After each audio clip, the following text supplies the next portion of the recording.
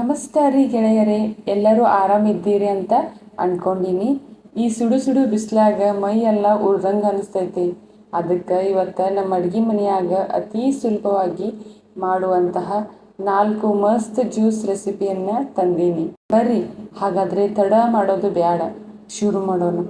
ಮೊದಲಿಗೆ ಒಂದು ಸಣ್ಣ ಮಿಕ್ಸಿ ಜಾರ್ ತಗೋರಿ. ಅದಕ್ಕೆ ಸ್ವಲ್ಪ ಪುದೀನ, ಕೊತ್ತಂಬರಿ ಸೊಪ್ಪು, ಒಂದಿಷ್ಟು ಹಸಿ ಶುಂಠಿ, ಜೀರಿಗೆ, ಅರ್ಧ ಹಸಿರು ಮೆಣಸಿನ್ಕಾಯಿ, ಆಮೇಲೆ 2 ದೊಡ್ಡ ಚಮಚ ಗಟ್ಟಿ ಮೊಸರು ಹಾಕ್ರಿ. ಮ್ಯಾಲ ರುಚಿಗೆ ತಕ್ಕಷ್ಟು ಉಪ್ಪು ಹಾಕಿ ಮೊದಲು ಅದನ್ನ ರುಬ್ಕೊಳ್ಳಿ. ಈಗ ಇದಕ್ಕೆ ಅರ್ಧ ಗ್ಲಾಸ್ ತಣ್ಣಗಿರೋ ನೀರು ಸೇರಿಸಿದ್ರೆ ನಮ್ಮ ಮಸ್ತ್ ಮಸಾಲ ಮಜ್ಜಿಗೆ ತಯಾರಾಗತ್ ನೋಡ್ರಿ.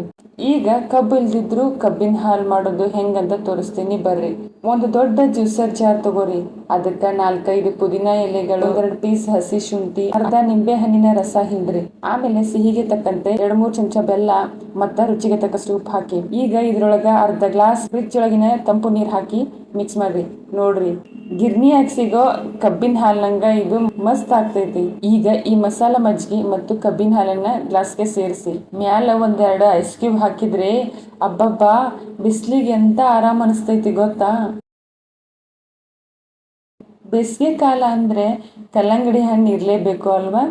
ಮೊದಲು ಕಲ್ಲಂಗಡಿ ಹಣ್ಣನ್ನ ಸಣ್ಣಗೆ ಕಟ್ ಮಾಡಿ ಇಟ್ಕೋರಿ. ಇವುಗಳನ್ನ ಜ್ಯೂಸರ್ ಜಾರ್ಗೆ ಹಾಕಿ ಅದರ ರುಚಿಗೆ ಉಪ್ಪು ಹಾಕ್ರಿ.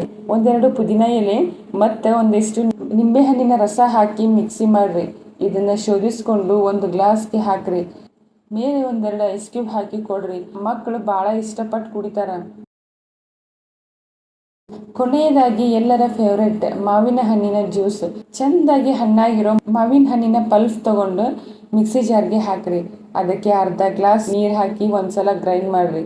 ಆಮೇಲೆ ಅದಕ್ಕೆ ಒಂದು ಚಿಟಿಕೆ ಉಪ್ಪು, 3-4 ಹನಿ ನಿಂಬೆ ರಸ ಮತ್ತು ಅದಕ್ಕೆ 2 ಚಮಚ ಜೇನುತುಪ್ಪ ಹಾಕಿ ಇನ್ನೊಂದ್ಸಲ ಮಿಕ್ಸಿ ತಿರುಗಿಸ್ರಿ. ಸಕ್ಕರೆ ಬದಲು ಜೇನುತುಪ್ಪ ಹಾಕಿದ್ರೆ ಆರೋಗ್ಯಕ್ಕೂ ತುಂಬಾ ಒಳ್ಳೇದು.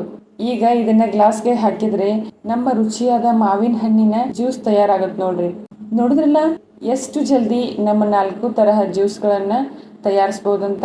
ಈ ಬಿಸಿಲಿಗೆ ನೀವು ಮನೆಯಾಗ ಒಂದ್ಸಲ ಟ್ರೈ ಮಾಡ್ರಿ. ಈ ವಿಡಿಯೋ ಇಷ್ಟ ಆದ್ರೆ ಲೈಕ್ ಮಾಡ್ರಿ, ಶೇರ್ ಮಾಡ್ರಿ, ಮತ್ತು ಮರಿಯದ ನಮ್ಮ ಉಮಾಸ್ ಕಿಚನ್ಗೆ ಸಬ್ಸ್ಕ್ರೈಬ್ ಆಗೋದನ್ನ ಮಾತ್ರ ಮರಿಬೇಡ್ರಿ.